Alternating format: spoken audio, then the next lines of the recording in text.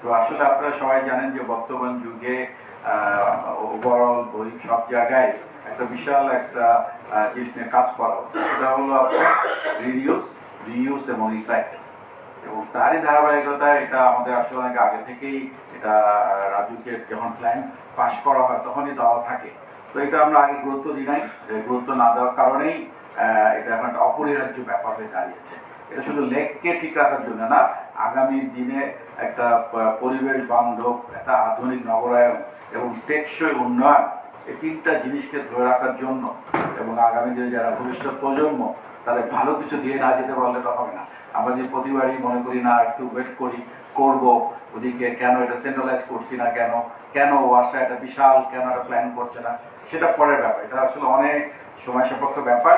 কিন্তু আমরা যদি একজন ল অ্যাবাইডিং রেসিডেন্ট নাগরিক হিসেবে আমাকে যখন প্ল্যান দিয়েছে রাজু, সে অনুযায়ী আমার কাজকর্মগুলি করানোর জন্যই কিন্তু আপনাদের সাথে এটা থার্ড টাইম বসা, সো দ্যাট আমরা এই যে একটা কার্যক্রম আমরা হাতে নিয়েছি, এটা দেখলাম যে এখানে বিভিন্ন প্রতিষ্ঠান যে প্রেজেন্টেশন করলো বিভিন্ন ধরনের টেকনোলজি ইউজ করেছে। তো এটা ম্যাক্সিমামই সবাই বললো বায়োলজিক্যাল,